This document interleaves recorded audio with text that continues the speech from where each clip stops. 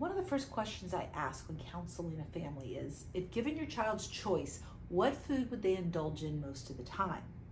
The most often response I get is something crunchy. I personally love the way salty, savory, and crispy feels to munch on. As someone who follows a low-carb diet and chooses not to eat crackers and pretty much chips, I joyfully indulge in roasted veggies that have been crisped up over an air fryer or oven. Brussels sprouts and kale chips are some of my favorites. In my previous video, I spoke about roasting vegetables to get them more crispy, but another technique is to batter and fry them. I have seen loads of picky eaters love tempura coated vegetables or coated with like a fine breadcrumb for foods like zucchini sticks. My favorite local Indian restaurant batters vegetables in chickpea flour and makes the best pakoras. Yum.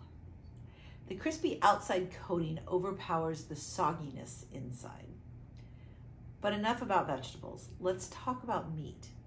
If you're a fan of crispy foods, then there are ways to crisp up all different types of meat. I talked about this previously, but I'm going to mention it again because breaded pork tenderloin, fried fish, fried chicken, either whole or in a nugget form, and including the beloved chicken fried steak from the South, all of these are crispy and appeal to most picky eaters. You may be concerned about the fact that they're fried. What's healthy about that, you ask? I'm not saying it's the end game, but it's a great transition from no meat, no fish, or no vegetables to familiarity that will comfort you down the road. And if the only way fish will get eaten is to batter it up, then do it, because the chances are over time you will attempt to eat it in all different kinds of forms. Many companies are dehydrating veggies and fruits to make them crispy. Although a lot of nutrition is lost in the process, it's still way better than eating candy. And it's a great way to familiarize oneself with like kind of a new flavor in the fruit or veggie. For years, I used to make my son crackers and bake vegetables into them.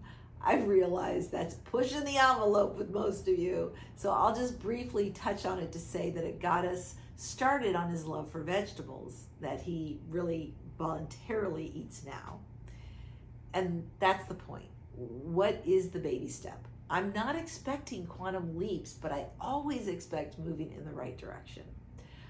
Other ideas for those who like it crispy, instead of like oatmeal, maybe serve a great healthy granola that not even used with milk. Look for brands without high fructose corn syrup or ones where sugar is not the first 3 ingredients. Also, simply toasting any type of nut can be a fantastic snack. Crispy bacon is delicious, and even turkey bacon can be made somewhat crispy.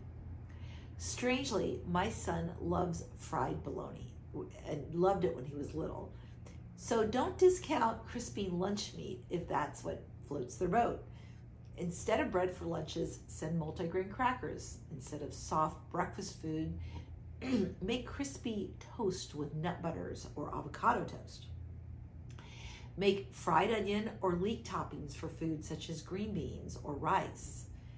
Thin slivers of crispy onions and leeks, either coated with the flour or left plain, are very easy to fry up with some oil and can be used for a topping or simply to eat alone. Delicious, one of my favorites.